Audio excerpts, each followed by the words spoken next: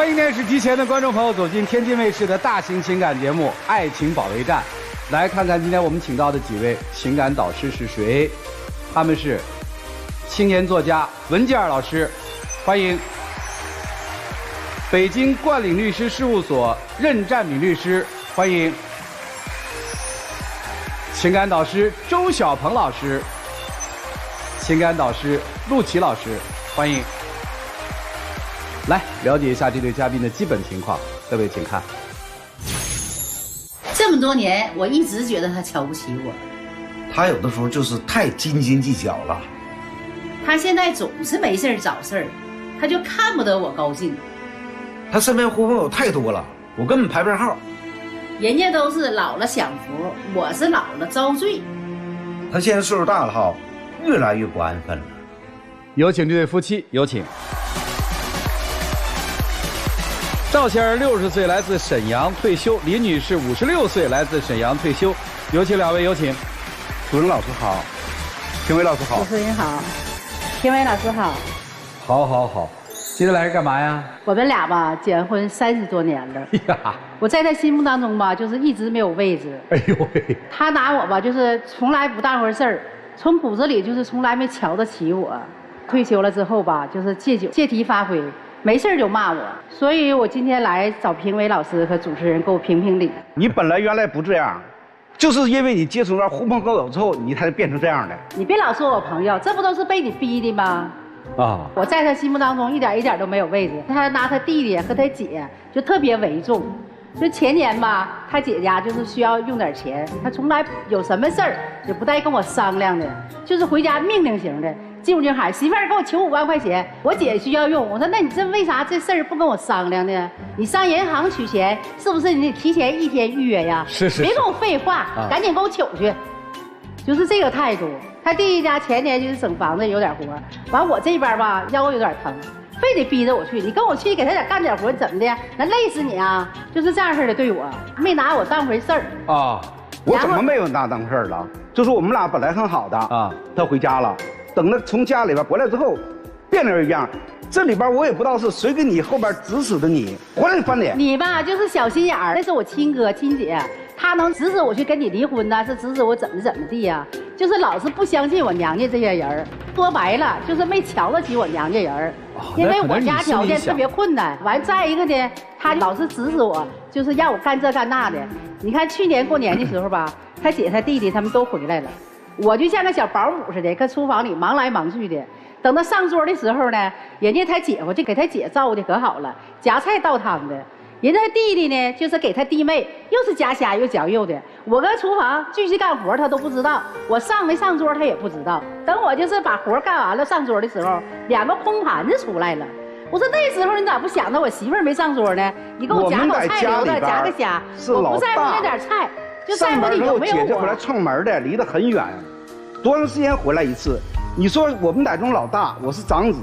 如果就说这个事情，如果你不干，我不干，你是让2个老人去干的吗？我们都是一家人，干点活不应该吗？我一说让他弟弟干点活，让他弟妹干活，人家一天有买卖累够呛，那怎么就说我是闲人呗？你姐是出嫁了，是姑娘了，那回来怎么的？好事说咋没有说姑娘跑外结婚了，别贪的，那什么事都有。这个我批评你一下啊，按照咱中国人的这个传统，长子嘛，长嫂嘛，这规矩讲不讲？要讲。但是我翻回头问您一句话，咱老李里面没有说不疼媳妇儿吧？这个得分怎么疼，我不能说在那场我疼，回家我多应酬就可以。不是没有啊，在那场合里面我夹只虾放在空盘里。给我媳妇儿这事儿不丢人吧？人家在那张罗忙叨，您夹只虾，夹2块鱼，留一盘单独的菜，这事儿不丢人吧？不丢人。您做了吗？没有做。你看，接着说。最可恨的就是还老阻止我去跟朋友聚会。那你说我在家里得不到开心，得不到快乐，我出去跟朋友在一起找乐趣，咋的不行吗？我原来吧，我就以为他就是跟我朋友有什么误解哈。然后我就带着他出去，跟朋友一起在一起吃顿饭。回家之后进屋就挑理呀，这个对他不礼貌了，那个又没敬他酒了。我要稍微反驳一点那就开嘴就开。但是你让我去，我去不去？你让我去，我跟你去。该做的事情我做了，面子给你撑出没有？但你那朋友怎么对你的？拍拍打打，拥拥抱抱，我是个男人，你让我怎么想？吃完饭了，拍拍打打，不很正常吗？但最可气的当中，就说在那场上两个人非常藐视的，俩人就是说了怎么几句话，就好像说的我，你说让我心里怎么想？我能不能？你没有什么见识性思想，老是吧就瞎合计，别人说他啥了。去年呢有一次哈，他出去喝酒去了，我就寻思我也出去放松放松，我就跟朋友出去溜达溜达，回来正好在院里头碰见了，我心里还合计，给我点面子，可千万别骂我呀。哎，宝贝眼的照这话去了啊，老远就听着张牙舞爪啊，你又跟谁鬼混去了？又勾搭谁去了？哎呀，说的老难听了，那话我都说不出来呀。你说年轻的时候挺清白的，老来老去的让他给我整的，还生活作风有问题了。但是我到了我这岁数，你说我都60岁了。你怀疑啥呀？你说我就跟他出去溜达溜达，你们能干出什么好事儿？连我朋友的面子都不给。你说哪有这样事的？我到了我岁数了，我没有什么别的嗜好，我是偶尔喝点酒。但是我喝完酒之后，有可能跟你就是吐点这个真话，要不说你可别给我吐真言了，全是骂人的话，你这就骂人的话，这叫真言呐。但是你就说这个酒的事情过后说，我也觉得不太对。但是就说你自从接触社会这些朋友当中，你跟那个完全判若两人。我也不傻子，我接触啥样的朋友我不知道吗？比如说，好快我不知道啊，我用你跟我指使啊。比如说，就说你原来前你非常勤俭持家，你现在开始疯狂的购物，这都是花钱如流水。这个就说我在这个你的这个手机当中截了一个屏，就是那个什么这有吗？带来了吗？啊，带来了，你看，付款多少，买点东西，我就觉得买东西是我一种收获多少，你就这种花销，你说谁能受了？你买了那么多东西，拿着回家有很多用不上，而且你让我去跟你求，那我这是凭什么跟你求？再者，你花这钱之后有什么意义？怎么没有意义呀？我买衣服穿我美，但你买东西没有用的，怎么没有意义呀？这属于网购最不可理解的。他戴了一个钻戒，我发现我说这假的吗？他说假的啊，我就过去了。过2天高兴告诉我是真的。我说你哪来的？他说我跟你生气。第2天我买的，哎，我说这个钱我告诉你啊，我这个戒指，我就是所有戴的金银首饰，都是我跟他生气完事儿，我自己去逛街的时候，我生气一次气我就买一样，生一次气买一样。这个戒指我是前年买的，多少钱？1万多块钱。我这个镯子我是去年买的，多少钱？我戴这项链全1万多块钱。他也有生气，我就出去购物。你不单是这种购物，你现在买保健品，你这个最可气，我非常不理解。你拿着保健品给我2岁大孙吃。说了1次，他不听，连夜吃。后来我就跟他急了，我说你这个不能给孩子吃。那我这保健品买完了之后，人家说的是补气补血的，你成天让我生气，我气的这疼那疼的，那我补点啊。不，人家说干嘛给孙子吃？那我孙子，我觉得他那个吃也挺好的。你那朋友说全是一种谬论，他给你就是一点好处没有，给你那我吃这玩意儿比你喝酒强啊！你都不知道，主持人啊，我肯定不知道。前一段时间他出去喝酒去了，出去之后我说那我就搁家去干活吧，我就从上到下的该洗的该擦的我就全干完了，干了1天累够呛。完我家养个小狗。我就把小狗也遛完了，我合计这累够呛，那我出去放松放松吧。我就跟朋友出去，搁院里头哈，我还穿着遛狗服呢，我就搁院里头来回跟人走圈，一边唠嗑一边走。等到我遛完了之后，我回来走到咱家楼梯口，我就听着楼上叮当的砸呀。我进楼梯口的时候，我还合计，我说这楼上小两口谁家又干起来了？结果越走越不对劲儿，走到咱家门口的时候呢，我一听是咱家里头出来的声儿，他也没在家呀，还给我吓一跳。结果我一敞开门之后哈，我一看满地的玻璃碴子，进屋我就说：“我说你干啥？你这喝完酒了回来耍什么疯啊？你砸啥呀？”我一看砸的都是便宜搂手的，什么水杯呀，什么烟灰缸啊。我说你砸点狠的，你把房盖揭了，把电视砸了，你砸那便宜搂手的干啥呀？我说你又因为啥砸呀？跟谁来气了？你就回家砸家呀？我这喝酒，我可能借这个酒之后一种发泄。但是为什么这么发泄这么郁闷？因为原来前之后你在1个月当中吧，你有个1次2次跟这帮朋友，我没有说什么。但是最近到什么时候呢？你1个星期3次，你有什么话可唠？有什么嗑必须得见面。你说干什么？谁家能这么受得了？能得到你的哄，我能开心能快乐，可能往上外头找朋友去吗？我不也是搁家憋屈吗？那你说我一天委委屈屈的，过了30多年了，我现在终于让你给骂醒了，我明白了。要依你的愿，你说让我搁家成天当驴当马的，支着我媳妇儿这么的，媳妇儿那么的。我现在终于让你给骂醒了，我想出去找快乐，找开心。我都已经快60人了，不行吗？成天这么骂我，我也没有骂你那个话呀，你都学不出来呀，就给你骂的呀，真的就无地自容。如果我要是那样式的人也行，对，我认了。你说我还一直就是说的以家为主。您的意思是说我与其这样，我不如就变成那样的人。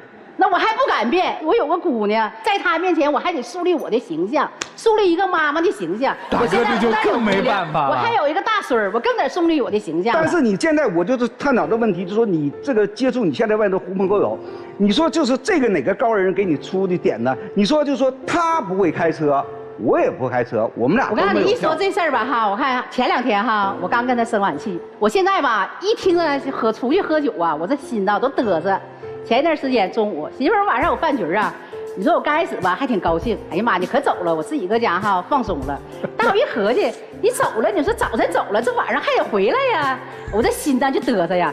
我一合计得了，我只给自己找一个逃路吧，给他威。我说的那个晚上我去看看大孙儿，想大孙儿了，我赶紧逃吧，我就上姑娘家了。上姑娘家了，结果我还不放心呢。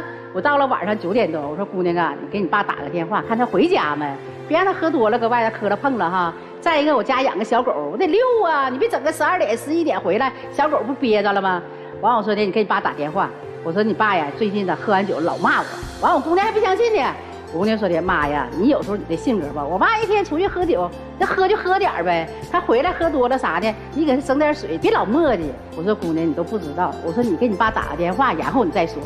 结果我姑娘给他打个电话，电话我拨过去了，那边我就听着啊一顿骂，骂谁呀？骂我姑娘。完事儿呢，我姑娘说，哎呀妈呀，我这会儿知道了，这会儿你知道这么多年的委屈了吗？你说我爸你现在是这个问题，也没看电话号码就开始骂。你的就说你现在不相信我，看着我，你本身刚才视频跟我完事儿了，我本身喝点酒。你就说让我朋友看到电话我进来，你让我朋友怎么想？那你出去喝酒，你说主持人，他出去喝酒了，我作为媳妇儿的打个电话，我问问他几点回来，在哪呢？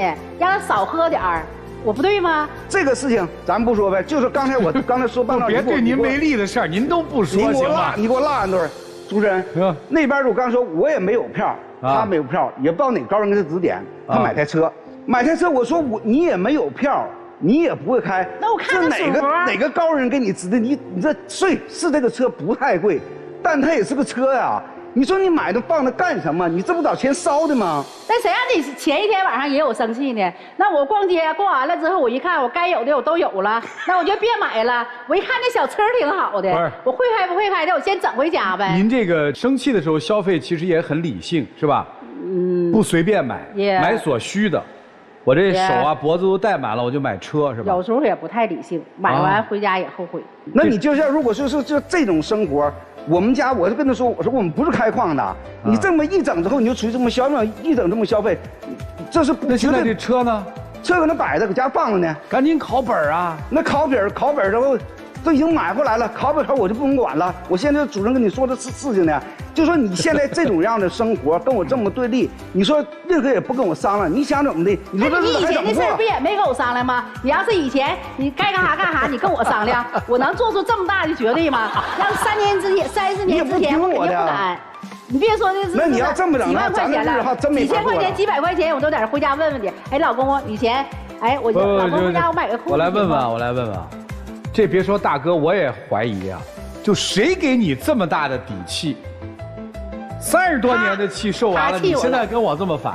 他太气我了。您退休之前做什么工作的？方便吗？技术工作的啊，技术，就单位里面很厉害，算是吧，算是。那说话也是说一不二的，对吧？在某些工作上，人退休了。怎么着？看不上人家了？不是说看不上他了，问题他退休了，他长脾气了，喝完酒了之后。您这退下来多久啊？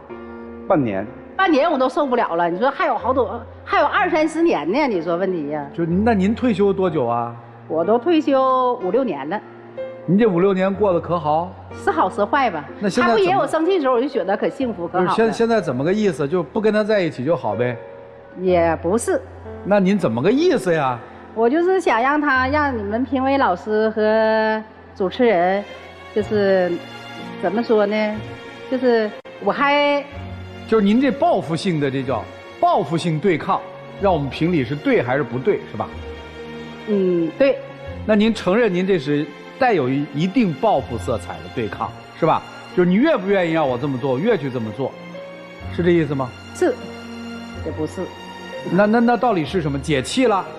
我就觉得我自己，每当他惹我生气的时候，我出去，每当我就是买一个我喜欢的东西，我就觉得心里就开心了。啊，他现在对你买东西这事儿，我觉得倒还好。他现在对你跟那帮朋友在一起这个做法，他特别的在乎。那你说人不可能没有朋友啊？你交朋友我都不阻拦，那为什么我交朋友你老去阻拦呢？他就是从跟我结婚，就是没相中我的性格。没相中你的性格，他怎么会跟你结婚呢？谁知道他呢？你问他呀。对，大哥，我是一个男人，我有责任，我有担当，这是我就是针对对他一个回答。啥回答？担当、责任。男人，哎呀，是责任。人家嫁给你30年，你连个我因为爱他娶她都不敢说，来一个担当责任，你这太招恨了吧？这一个我这岁数30多年从来没说过，不太好说。您这什么岁数啊？不就是60岁吗？主持人说对，也是。他跟外我说对，您自己说，您为什么娶人家啊？当时喜欢。那现在呢？现在他成天这么整。跟我这么拧着干，你说你让我能说什么？问一句啊，学驾照了吗？没有。2个人把驾照学了，开车出去玩去，车买的挺好的，听起来特别乐啊。但这背后其实你能看到夫妻之间的感情，平常就属于那种憋着心里不说呗。对，借点酒就那个呗。对，本来我不怎么喝酒，我量也不大，就这几年当中，就与他那些朋友还有他的亲属。接触，你看他一整就是我的朋友，我的朋友跟你有什么关系啊？你说成天我的朋友，你得想为什么是你的朋友？我就是这么想的。为什么是你的亲属？他从骨子里头吧，没瞧得起我，也没瞧得起咱家娘家人，更瞧不起我朋友了。人家刚才最抱怨的一句话是1个礼拜得3、4次，那跟这些人聚会的时间多了，跟我在一起的时间不就少了吗？那我不是说了吗？如果我要在家能得到宠，能得到就是开心，我还能出去找朋友聊天吗？听懂？你打都打不走我，对不？那不是我搁家得不到爱吗？那我直接说，我直接问啊，那你爱他吗？以前爱。什么时候不爱了？现在也多多少少爱点吧。这爱就是爱嘛，这较什么劲啊？老师们给分析分析，来一起进入丘比特问卷。说实话，阿姨内心是极其自卑的。她其实无非现在想找你要个什么东西呢？她要自信，她就想证明她这几10年你不说爱我，你看现在你退休了，我是不是也这么优秀？她较那个劲儿，她也较在这儿。她觉得你没有在她自卑的时候告诉她，你不用自卑，其实我就是喜欢你，我就是要跟你在一起，我就是要跟你结婚，我要跟你生儿育女。她之前在踏入婚姻的时候和这么多年，你没有给了他这段话，就是你在高位的时候，你没有让他觉得舒服。他要的是一个体面，他觉得他前半生已经过得让他觉得自己是不舒服的，所以他就想退休了。现在他觉得你们俩终于平等了，那现在我是不是可以找你要一个体面？我是不是可以向你证明一下我的魅力？他其实想做这个事情，但这个阿姨吧，她就有的时候她有点容易上头，您真的是有点冲动消费了，咱有一说一啊，就别这么霍霍。然后我想跟叔叔您说的是，其实您要从现在开始去改掉您的一些问题，就是其实要从现在开始学会表达了，就是您要肯定他的付出，哪怕跟他说，老婆过去你辛苦了，以后我们一起来规划，我们合理规划我们的晚年生活。你根本就没有一个让他说话的方式，他就像个小孩儿，我就是要引起你的注意，你不理我是吧？我就搞破坏。还有至于您说的什么，他的那些什么所谓的狐朋狗友，这个是您下的定义啊。你们俩之间的问题无非就是那点志气，所以已经风风雨雨走了这么多年，可以花钱，但是咱有基数的花钱，可以胡闹，但咱别伤感情。实在不行的话，你们家回去就现在买个黑板，你就留言，你想跟对方说什么话，你要说不出来就写，对吧？其实所有一切怀旧的这种方式，都是可以找回你们俩当初的情感的。两位嘉宾，你们好。你好，老师。其实，在我办理的大量的婚姻案件中，因为这种情况很多。啊？因为呢，你认为你在婚姻中没有得到尊重和关爱。是的。所以，你干了2件事：第一，交朋友；第二，疯狂购物。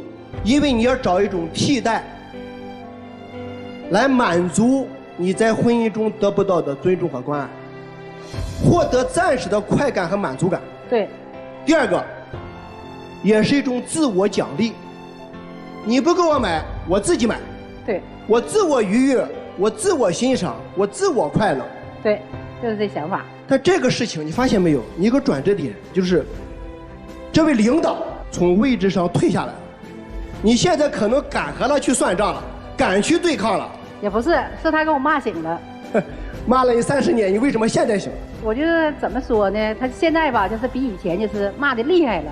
以前吧，我能接受，但是现在吧，他一骂吧，就是关系到我生活作风的问题了，把我这一身的就是那个名义都给整臭了。就再好朋友，搁人家面前也不给我留面子，要是这么的了，又让人上哪鬼混去了，就老难听了，有些话我都说不出来。那么就是说，你的意思就是，先生的骂，从量变达到了质变，而且内容呢涉及到你的作风问题，你受不了。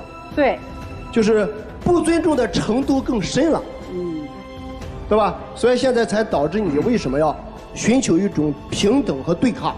这是我跟女士说的。第二个，我跟先生说，这位先生一看，肯定是长期在单位做领导。我的建议是，主动放下身段，退下来了。咱们这个架子别端着了，主动沟通，不要再互相指责了，不要再倒旧账，而我们要翻新篇，面向未来吧。所以我觉得咱们还是第一，这边要抬高自己，这边我要放下身段，双方达到一个平衡，那你们的夫妻关系就和谐了，就美好了，就幸福了，就可以开着车一起去来一场说走就走的旅行了。好吧，我就谈这点。谢谢老师，谢谢任律师。我们有些观众也来电问哈，说怎么能够找到您啊？有一些法律问题还想向您咨询啊。观众朋友们，如果有法律方面的咨询，请关注北京冠岭律师事务所的微信公众号，我可以提供免费解答和咨询。其实大哥大姐无非就是不能适应退休过后2人世界的生活，你俩都适应不了。我先说大姐，您适应不了。因为你从来没有跟他24小时共处过，太难了。就这种领导一回家，直接没有办法，没有下属了，只能把您当下属，下属就得给他打下手，就是帮他把所有的事情安排张罗好。但您受不了啊，因为那不仅仅是说家里事儿了，而是在于大哥现在完全没有办法适应他退休过后突然没有工作了，失落感极强。当人一旦没有办法接受失落感，就焦躁了。你买东西。网络上我也刷到过很多视频，包括我自己其实也说过，就是有些时候心情不好，我们可以通过买东西的方式来让自己舒服一下，但后续该怎么做呢？买东西只是填补了一时的满足感，但是您知道过度的买过后会带来强烈的失落感，因为你买是内心的空虚，内心的空虚不是物品带给你的，是这个人带给你的，因为他没有办法跟我2个甜言蜜语，没有办法跟我过很好的夫妻生活，我们2个人一说话就呛着，我很难受。您所有的失落是在他身上，但你买完东西过后呢，看着镯子，这就是上次跟老王生气的时候买的，这就是前不久跟他吵架的时候买的，对比完了以后你更难受。所以你要记好了有一点，如果真的有任何的需要，您不如跟他共同商量。就像您喜欢开车，我当时一听我说可以啊，大姐买车了，那说明人家有车呀，你要去开车也要出去玩，结果你来了句，哎，我还没学驾照呢。您冲动完了以后制造了夫妻矛盾，所以并不是缓和。那其实对大哥来讲也是一样的，您知道所有想控制别人的人，其实是因为没有办法控制，是因为内心无力，你控制不了，所以你才极其想控制，你受不了，你抓不了，你没有办法去引导他，所以你才不停地去骂他说他，你说所有难听的话，说到最后伤谁了？伤您自个儿了，因为那是您选择的一个爱人，跟您走了30多年，所以您所有伤的话在于您内心当中，您不知道怎么跟他过这个退休生活了，所以您难受，您骂他。所以我觉得不如你们今天想想，接下来该怎么安排。我之前遇到过一个专门做老年大学的一个大姐，她说你知道吗？现在我们这儿很多老爷子老太太来书法跳舞，而且是2个人一起报班。他说我们现在到退休了，过的是精神层次，不再是物质层次了。精神层次的丰富比物质层次的丰富，要让我们的退休生活过得更舒服一些，而且这才是对于自己来讲更好的一种养生方式。所以仅供给2位你们去考虑一下。所以最后计划好你们的生活，才能减少矛盾。我跟你讲，你要感谢你太太，你知道为什么？她其实啊是在训练你。如果没有她的话，你的这个退休生活比现在要糟糕的多得多得多。你想啊，你突然之间从工作里面一下子退下来之后，如果没有你太太在旁边给你整那么多事儿，你会变成什么？你会变成一个人待在家里面很孤独，然后晚上就找个人去喝酒，喝完酒就到处骂人，骂天骂地，把所有人都骂跑了，然后最后又变得更加的孤独，然后觉得自己更加的没用，然后白天的时候浑浑噩噩。但现在不一样，现在你太太天天在给你整各种各样的事儿，整到最后连车都给你整一辆来，用一个你不会的东西逼迫着你，倒逼着你去学习。你这个高啊，你这真可以。我相信你在买车的时候你是想过的，不是没想过。你就是拿这个东西来倒逼你们2个人去学习。我相信你曾经是一个非常非常有贡献的，但是人的角色在改变的过程当中，我们始终会处于一种没有办法着陆的感觉，就你脚着不了地了。比如说我爸退休的那几年，他非常的痛苦，就天天在那边种树，然后种的那些树又种不活，然后后来我怎么办？后来我就给他买 pad， 然后我就教他怎么去点开一个一个电影电视剧，他就爱看那些抗战片，他就每天看。后来过了2年之后，他说抗战片看完了，我又给他买了一手机，然后给他打开那个经济头条，他爱看新闻嘛，我说你每天就刷各种新闻。他花了大概有5年左右的时间，整个人心态才调整过来。我就是在训练他，所以你的孩子如果没有训练你，你的太太在训练你，我觉得这是个好事情。第2方面，每个礼拜给太太买一束花，每个礼拜给她发一个红包，不用大，小红包就行，不管多少钱。每个月带她去吃一次烛光晚餐，就3件事。这3件事你做好了，我跟你讲，你不需要说我爱你，他马上能感觉到，哎，我老公对我心里面还是有我的，还是对我之间还是有感情的。说不出是正常的，可能你的原生家庭就是这个样子的，他就是压抑的，但是我们从行动上是可以去做的。最后我要说，他喜欢买东西和你喜欢喝酒是一回事。很简单，你克制买东西，你就克制喝酒。你跟他说好，你那有100多个没有付款的，我只允许你买10个，行，你7天里面就只能喝1天酒。能做到你们就谈，做不到那就不要互相不要管。每个人都有自己心情放松和宣泄的办法和渠道，对不对？好吧，就这样。谢谢老师。谢谢老师。谢谢陆琪老师。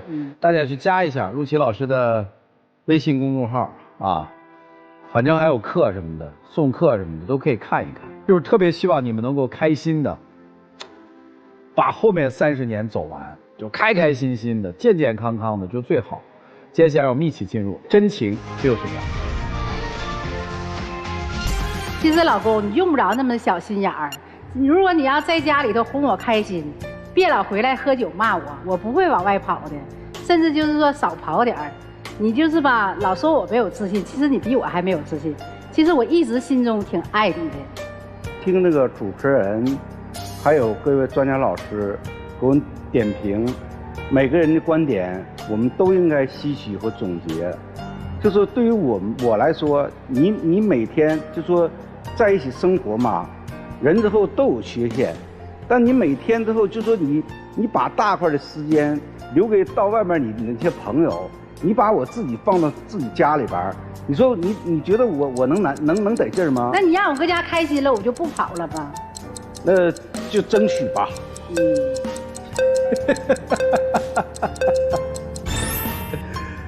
谢谢2位，请回，谢谢你们。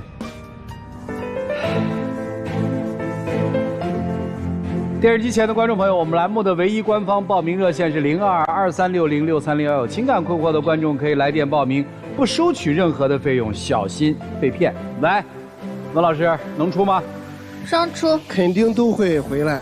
来吧，接下来我们来看看他们自己的选择是怎样的，请开门。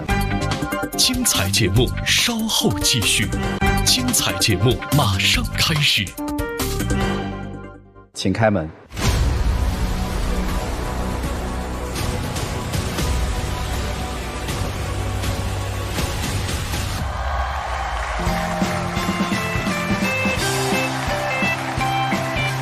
哎呀呀呀，辣眼睛！来来，一起见证，一起见证。哎呀，你坐你这儿。好嘞，我知道了，我知道了。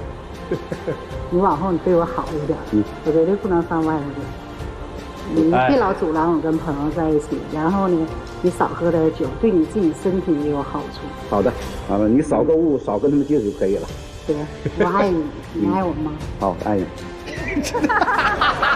你会像老师说的那样似的，每个礼拜给我一次。你从来没送过我花，你今天回家能送我花？哎呀，回家说吧，听不下去了，请亮灯吧。哎呀呀呀呀！一个细节说明，在同龄人里面绝对属于生活特别幸福的，从来没有哪个说很急切的从那儿一出来，俩人就在那儿抱上了。哎呦我的妈呀！祝你们幸福啊！相信一定会幸福。谢谢你们，请回。谢谢老师，谢谢主持人。谢谢，请回，请回。这老婆厉害啊！就30年搞定了，退休依然能搞定你，只不过方法不一样。好，祝他们幸福，相信他们会幸福。来了解下一对夫妻的基本情况，各位请看。我们结婚20年了，刚结婚的时候，我们的日子过得比较苦，我老婆对我不离不弃，我发誓这辈子要好好和她走下去。可现在我们的日子越过越好了，我们却不是一条心了。我觉得我们的婚姻现在面临很大的危机，我真的很希望通过这个节目可以挽救我们的婚姻。这是要拯救20多年的婚姻是吗？让我们有请这对夫妻，有请。男嘉宾靳先生46岁，来自山东，婚礼主持；女嘉宾张女士43岁，来自山东个体。有请两位，有请。哎呀，好，好，主持老师好。这咋了呀？婚姻遇上问题了。啥问题啊？本来是感觉很幸福、很稳定的婚姻，就是感觉吧，感情越来越淡了。我们之间呢出现了隔阂，前所未有的危机。就是说说危机呗。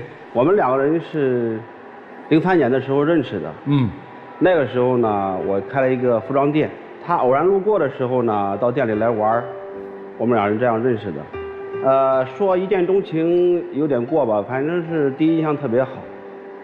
我感觉呢，他对我印象应该也不错，要不然就不会在后边的时间有事没事的来店里找我玩。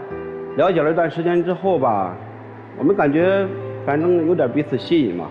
我就主动给他表达了爱意，然后我们两人的爱情呢，也得到了双方父母的认可与祝福。在04年的时候，我们举行了婚礼。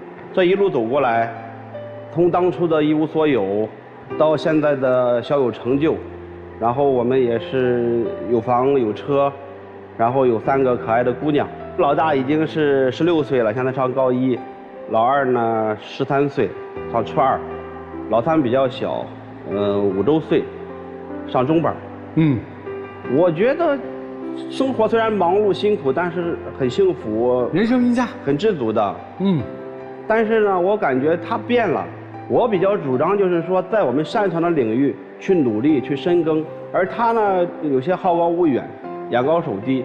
不是，你先别扣帽子，您说他干什么了？那个时候吧，您告诉我们是。他用到他的以前的一个老同事，说有一个好的生意，要来他投资，说可以轻松实现躺赚。什么叫躺赚呢？他是3万6一个股，他说你投上之后，每个月就会返3000，一年就3万6就回本了，而且可以一直每年领下去，投得多就赚得多。你想想，天底下有这么好的事吗？没有，投没投？投了3万6，开始挺高兴，头2个月返了3000，返了2个月6000，然后后来人家自己链断裂。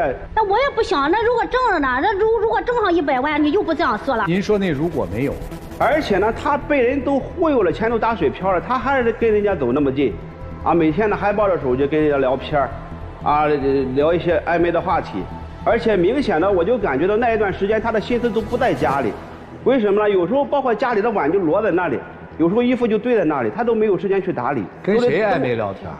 就是带着他一起投资做这个生意的男同事。那我不是想聊聊看看还有就是回转的余地吗？有一次呢，我本来是想拿他手机想看一下，结果我发现他手机密码给换了。密码换了不是因为孩子吗？有一次我那个小的孩子自己点了，然后几千块钱的东西我们都不知道，都记在家里了。但是你不是不知道呀，我不就是因为那个改密码的吗？好几年之前的事吗？哪有好几年之前呀？不就是去年吗？啊，然后你跟这个男同事聊上之后，你突然改密码了。密码我不是也告诉你了吗？我能不多想吗？啊，在我再三的追问下，他不得已把密码给了我，然后我打开之后，发现他让人聊天记录没了。你没有干见不得的事，你没有心虚的事，你把记录删了干什么呀？那手机内存不够，那清聊天记录不是很正常的吗？啊，你那个手机256个 G， 只用了50-60个 G， 就需要单独删你这个男同事的微信来清空电脑。那我怎么是单独删了？我只是觉得和他聊的多一点没用的，我选了多少删的，我怎么就是单独删他了？其实别的你不知道。有一个问题啊，那男同事跟你聊天记录不应该属于证据吗？对呀，那刚开始的时候聊天有的是，那这删的记录你聊天的内容明显的超出了普通朋友的界限嘛，你聊的内容有些过于暧昧吧。然后他手机的聊天记录删除了，他以为我就什么都不知道。后来我用电脑登录了他的微信，电脑里的微信记录是有的。然后我一看，他已经聊了很长时间了，我们之间有什么矛盾，有什么事儿，他都跟人家诉说。然后人家是在劝他的同时，然后挑拨我们之间的感情，而且他们2个人之间还经常说一些暧昧的话。我选取了几个，交给了我们的编导，我们可以看一下。不是我们这个能看吗？律师，我建议还是看一下，为什么呢？哦，可以看。刚才那个陆老师说的很对。聊天是一种证据，但是关键看它的内容。对呀，我们可以让这几位老师看一下，你聊的内容聊的是啥？你看这个，啊，干什么去了？回家洗澡啊，他回家了，我去给你搓背吧。啊，事业到家了，准备洗澡。哦，普通的男女之间孤男寡女，你能去给人家洗澡吗？给人家搓背吗？你看这个，啊，怎么了？啊，洗完了干什么？等你，洗完了等你干什么呀？这不就开个玩笑吗？你们看表情吗？你开个玩笑，你聊的也太没有边界感了吧？你知道看到这些信息的时候，我心里是怎么感觉吗？我当时感觉天都塌了。虽然是我知道你肯定是没有实质性的东西，但是你聊的这些内容明摆着是有奔现的倾向嘛。而且当时我看到的时候，他的每一条短信我都感觉像是刀子在一刀一刀在我的心上割这种感觉。而且当时的时候吧，我轰然的一下子就感觉我的婚姻面临到了危机，而且我都不相信这种事能发生在我身上。那你当时还打了我2巴掌，你都不说了，你再怎么你不能打人吧？我当时看到了之后，我第一时间我是先做了我自我的反思，肯定是有不足的地方，才让他去从我们婚姻以外去寻找温暖。我那个时候我第一时间，我觉得你这反应不正常，兄弟。我当时考虑过，我当时如果是直接跟他大吵，所以这件事情在你心里压根儿就没过去是吧？你觉得这件事情对你刺激大吗？非常大。这件事情前后经历了多久算解决掉了？半个月的时间吧。然后我发现之后吧，我刚开始的时候没有点破他，因为我知道他是特别爱面子的人。我当时就强忍着痛苦，我开始跟他旁敲侧击，我说我们一路走过来不容易，我也呢非常珍惜这个家。我这么多年，我也是全心全意扑在这个家上。我希望他能够感觉到那个时候能够对这个家重视，能够跟人家撇清关系或者减少暧昧。接下来换来的是，他并没有，还是继续变本加厉，然后继续跟人诉苦哪个地方做的怎么样。所以在这个过程里面，他的微信你是一直在监看的，是吗？对，我在看着他，我等着他回头，但是我没有等着他回头，我没办法了，最后我只能跟他挑明了，结果他是咄咄逼人。死不承认，所以当时在气头上，我没忍住，扇了他2个巴掌。我也知道，不管怎么说，反正我动手是不对。但是我后来回忆起来，明显的感觉他跟以前不一样了。你包括这个教育孩子方面，等等。教育孩子方面呢，我一直主张就是说，孩子是一张白纸，父母是孩子的继任老师，我们应该给孩子一个好的规划、好的引导。而他做的呢，就是说，孩子不管是对错，只要是孩子要求、孩子撒娇，我就一味的纵容他。那我不是他亲妈呀，不管对错，我就害孩子呀。都是老大老二，你像都是叛逆期的孩子，我能管得了呀？那肯定都是，你是他亲妈，我也是他亲爸呀。这个跟他那个男同事没什么关系，对吧？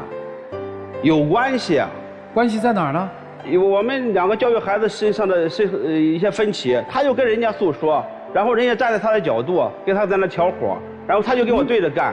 这是你想的。天天教育孩子，你说都是两个大的都是叛逆期的孩子，你上来就吼，不中用就开始上手。你的一些教育理念只能会害了孩子。我们邻居都说，你这么大的孩子不能打，他不是说是那个就是几岁孩子，你像我教育孩子从来也没有说上来就上手。我教育孩子，我第一，我承认打过，但是打的不是很多。他的行为是错误的，我在苦苦婆心地跟他分析，我说你这个事不对，他还不听。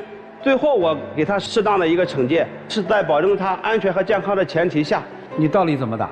用手打过屁股，反正是。你不是还打他头吗？但是你也不能那样一味的纵容孩子吧，是不是啊？他纵容孩子什么了？比方说，孩子喜欢玩手机、熬夜。我说这个东西呢，你可能是沉迷网络、沉迷游戏，可能会害了孩子。我那时候给孩子定了一个规矩，我说你到家之后9点之前写完作业。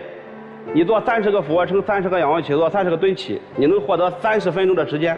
锻炼不是他应该可以自己喜欢的吗？还有其他方式他自己喜欢，但是你要是没有他喜欢的。所以你看啊，我没跟您抬杠的意思，我的意思是每个人对这套东西都有一个自我认知。我们在这儿不讨论这些自我认知。对。咱们今天主要说的是你们夫妻之间的事儿。我们夫妻之间就是这个事儿跟人家那个男同事没有关系吧？有关系。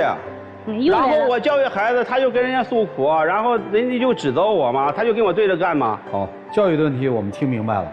您还有什么委屈？还有孩子喜欢吃垃圾食品，喝奶茶、麻辣烫，这个吃汉堡。老师，你说现在的00后，你说他又不吃那些东西的吗？你说我说的有吗？都是17、18的、14、15的孩子，他自己就从那个上就点了。你说我能说这，就说我管着孩子吃垃圾食品、喝奶茶、咱说实在话，孩子喜欢吃，偶尔吃一次也无所谓。但是他天长日久就拿个当主餐，你时间长了身体不出问题吗？这个好像跟那个也没什么关系。都有，所有这些事儿他都跟人家倾诉，人家就在里边，表面上像是在劝他，实际上是在那之前让他落到这事都大了，天天就说这事。我现在听明白了，你跟你的夫人在教育孩子的问题上，实际是有着巨大的分歧的，对吧？对。你把这个分歧归结为你的夫人跟他那个男同事，因为有了你认为的一些关系，所以所带来的。对，我就感觉他在从中有挑拨。我们明白了。孩子这个事儿咱就过，还有别的吗？还有什么？你看我们现在都40多了，年轻的时候咱们一无所有，没办法。咱现在也算小有成就了，而且呢，咱身体已经开始走下坡路了。咱现在是不是应该把这个健康，是吧，养生提上日程？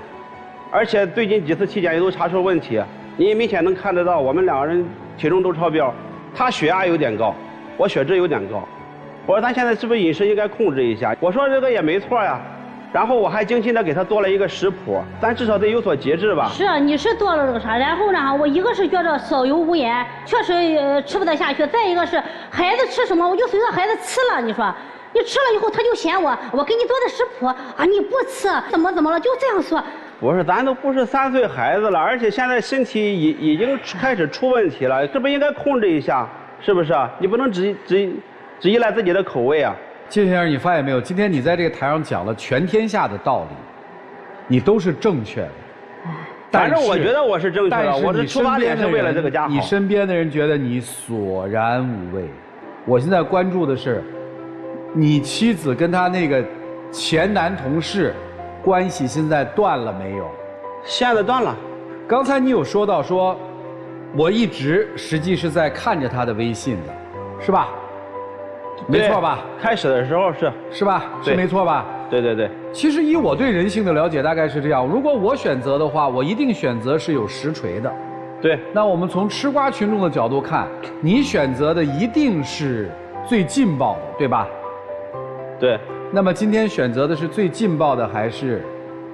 最劲爆的。所以在这儿我们就看到了只有一条，那个说我现在回去洗澡，他说那我去帮你搓澡。这是你在半个多月的聊天抽出来的，能够非常清晰的让人感觉他跟那个男人是有暧昧的一段，或者叫几段，是还是不是？至少我认为他有那个倾向。是好，更让你气愤的并不在于你妻子跟他之间的这个，更让你气愤的和你花大量的时间去描述的，是你的妻子跟他那位同学探讨生活方向上与你不同的观点，对吧？对，我就感觉我们的矛盾就是被那个人给挑唆的。好吧，那接着说，还有什么事儿？还有什么事儿？我就是感觉我为这个家付出再多，他都看不到。你还做了视频吗？我知道。你让老师看看你做的视频。什么视频？今年的5月20号是我们领证20周年，然后我还精心做了一个视频。520世界表白日。世界上最浪漫的3个字，不是我爱你，而是在一起。偶然间发现，当年我们结婚登记日期刚好是520，而那一天刚好又是媳妇的生日，一切仿佛是冥冥之中的命中注定。如果说爱情是花前月下卿卿我我的浪漫，那么婚姻则是锅碗瓢盆柴米油盐的琐碎与温暖。感恩一路有你。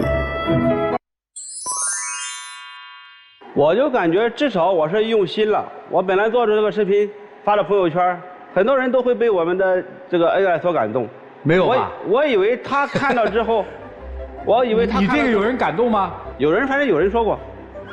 你感动没感动我不知道啊，但是我不好意思啊，秉承了你今天在台上一贯的说话风格，你这条讲道理的片子，你没有让我们看到你跟你妻子有多恩爱。我是希望我没被感动、啊，通过这个我当时期许满满，能够唤起我们一路走过来的，让他你讲道理怎么想起一路走过来的美好，能够懂得感觉到我的用心，能够珍惜我们这个家。不是你也踏踏实实跟你过日子了吗？那个时候不是还没出现那个同学呢吗？对不对？对呀、但是我就感觉他现在他咋了？我们这段时间我们之间出了隔阂，我就感觉他现在还没有完全把心收回来。所以今天2位来到底是干嘛？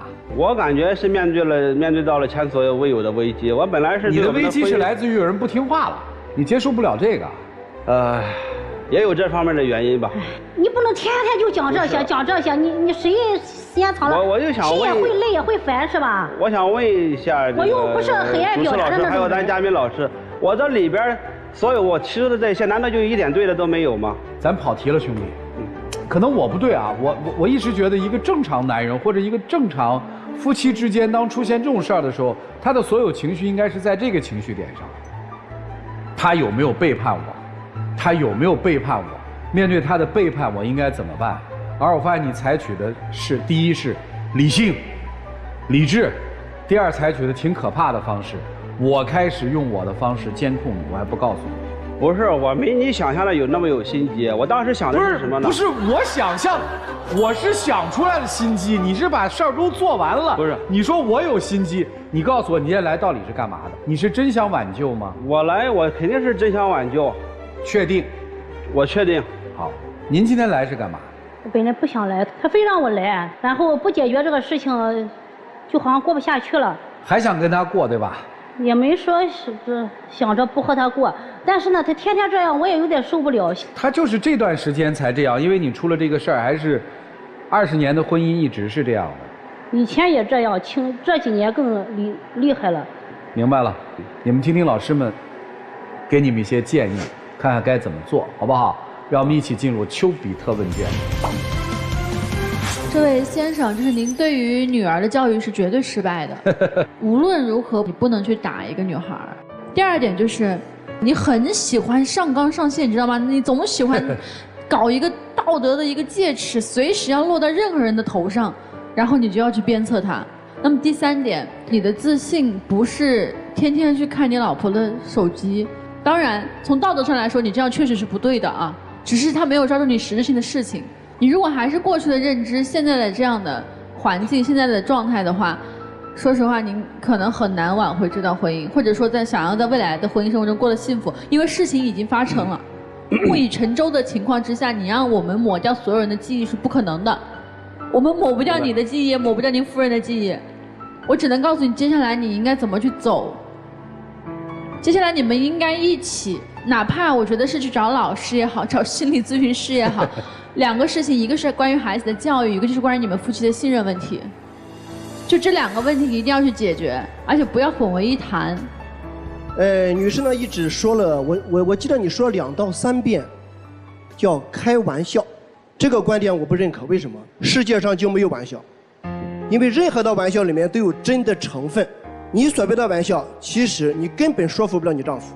你要爱你丈夫，你就深爱；你要不爱，就彻底说清楚，不要搞那种暧昧，包括言语的暧昧。因为暧昧害人害己。然后是靳先生，控制欲极强的人的特点很多，但是有2个比较明显的特点。第一，往往不会承认自己的错误，而且你喜欢用强词夺理的方式为自己辩护，并且用自己的标准去说服别人，这第一个特点。第2个特点是你不信任别人。这种不信任呢，它不是无源之水、无本之木，它是基于过去的被欺骗呀，某一件事情触动了你了，所以你产生了不信任别人。千万不要翻旧账，翻旧账就相当于揭伤疤，一揭伤疤都疼啊，一疼就吵啊。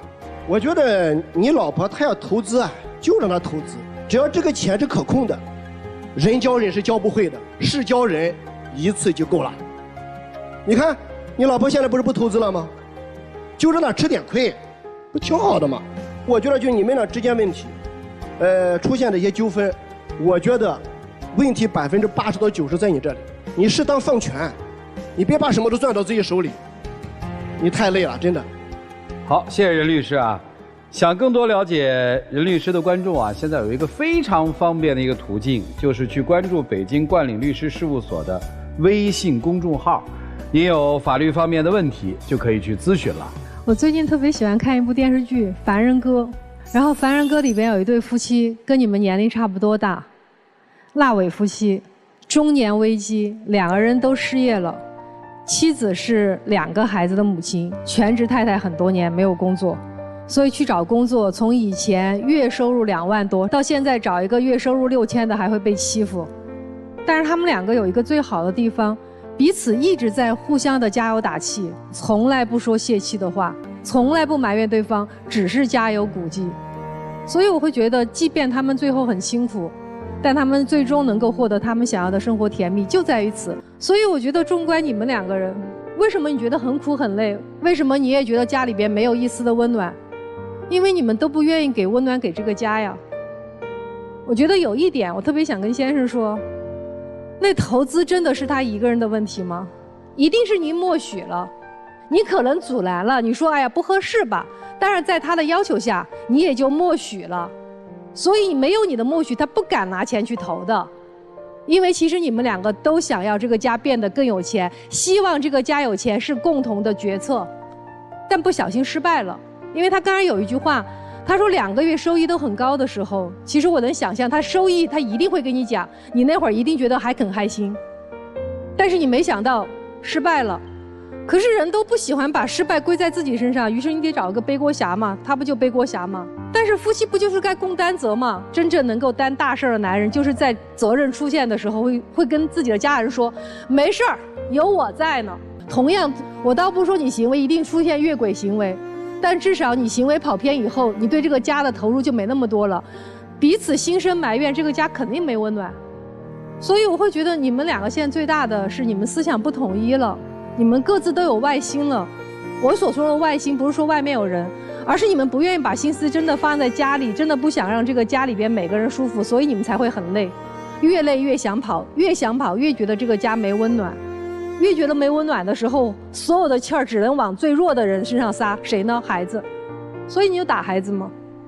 可是打来打去，最后你会发现家可能打散了，你会觉得自己辛苦了这么多年，啥也得不到。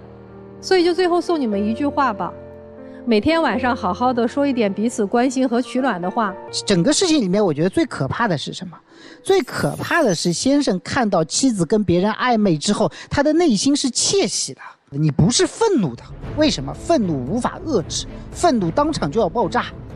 你没有，你对于自我有强大的控制力。我相信你看到那2句话之后，你还观察你妻子，甚至是有可能你还跟踪了她，你还想看看她到底去了没去。然后，你对她又有家暴的行为，然后你不断的拿这个事情不断的去指责她、贬低她。你的内心不健康，你一边在那边滔滔不绝的摆事实、举例子，说我有多爱他，讲道理说我有多爱他，上台来就开始追忆历史啊，说了那一堆东西，其实都什么？是一条一条的铁框嘛，你要把这个女人给框住嘛？你为什么要把女人框住？你今天为什么来这？你觉得问题出在什么地方？很简单，这是一个被你规训好的家庭主妇啊，今天她心里面开始产生别样的春天，你在生活里面不断的尝试着去掌控，尝试着去改变，尝试着去训练别人。你希望把身边的人也训练成机器，你希望，说不定你希望把孩子也训练成机器，所以大家对于你的教育方法有很大的意见。你和你妻子之间，我相信以前是有很深很深的感情的，但是站在这个舞台上，你看你说的每一句话，我这么说吧，都是对的，但都不想听。为什么？你已经失去了生动表达生活的能力，你没发现自己特别的无趣吗？你要过，那对不起，请你切切实实的为你的家暴行为道歉。就算你今天你妻子真的做了什么事情，你也不可以家暴一样的。你所有的整个行为，在我看来是非常非常危险，所以我可能意见有所不同。我其实建议你离婚，因为我觉得在这个生活里面真的是处于一个相当的危险之中，而且你现在被人抓住了把柄，这个把柄能用一辈子，真没必要。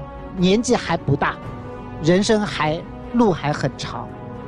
至于你，我建议你再好好的思考一下吧，真正的控制自己，而不是让自己显得很理性。显得很理性，内心其实藏着一只野兽。就这样。谢谢陆琪老师，给你个建议啊，关注一下陆琪老师的微信公众号，听听课。我希望你能够真诚地面对自己的内心。对于前一段家里面的这场风波，你在心理上能不能过得去？过去的标准是我不再提他了，且我不再记恨他，能不能过？我能做到。你确定吗？我确定。确定能过吗？对。这事儿就没有了哈。对。他说他翻篇了，这么多年过下来，你对他是什么样的感情？他也为了这个家吧，也很辛苦，也不容易。但是就是有时候他的脾气和他的思想，现在我们不太在一个点上。其他的其实也没有什么。我把它直接翻译过来，大概这样还可以。凑合过日子，这个男人不错，还可以。但是如果想让我们幸福的话，大概这个男人需要改了。改什么我不知道，但是我现在，我跟他吃不到一起，我跟他聊不到一起。你放松一点好吧？就是你们婚姻的事儿，我觉得没啥说，我就特别希望你放松一点，太崩了。你要真的就说我不想过了，你今天就非常坦诚地告诉他说，我就不想过了。要想过这日子，觉得只要调整，我们就还能往前走，就告诉他，好吗？哎呀，接下来一起进入真情60秒。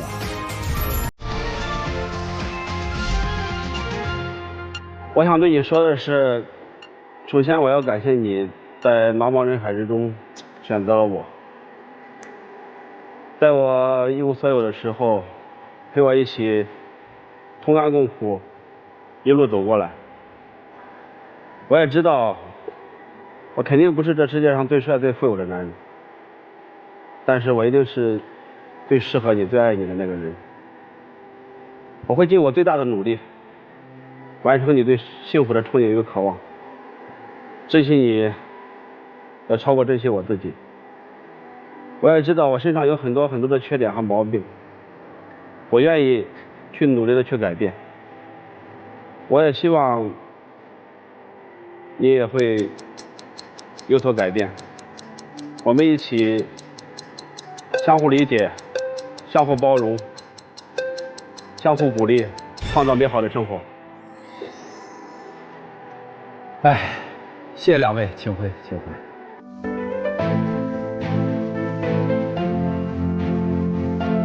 来吧，文老师。双出。我认为男女嘉宾都会回来。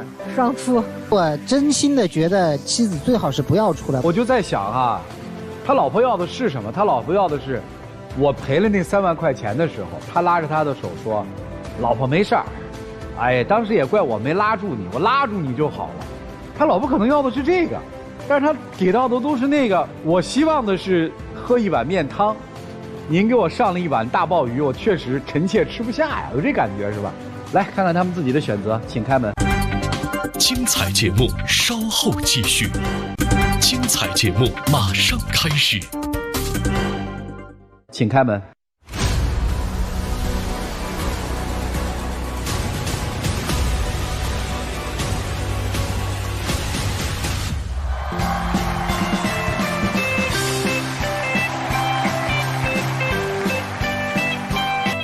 得嘞，我们一起见证属于这对夫妻的浪漫时刻。各位，请见证。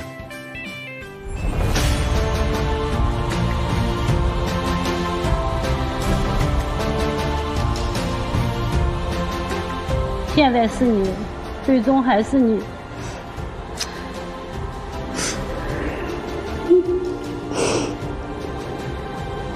我想对你说，你还有孩子，还有这个家，在我心里是最重最重的。我也知道，很多时候我的动机是好的，我的出发点是好的，但是我的方法是不对的。可能我的一些好意，在你那里会成为一种束缚和压力。今天在这里，我最大的收获就是通过各位老师的点评和指导，我真正认识到自己错误的所在。我今后会尊重你的选择和爱好，开心就好。我们一起把这个家好好经营下去。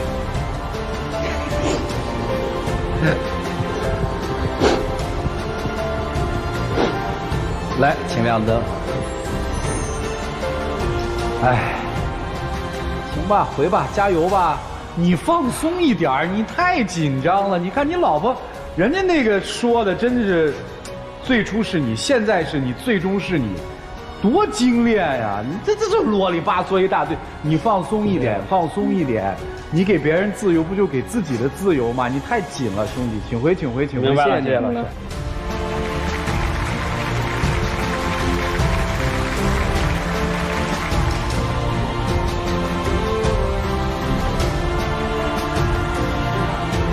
行吧，翻过这道坎儿，希望他们幸福吧。精彩节目稍后继续，精彩节目马上开始。让我们再一次谢谢4位老师跟我们做的精彩的分享，同时也感谢电视机前观众朋友的收看和陪伴。我们下期节目再见，谢谢大家。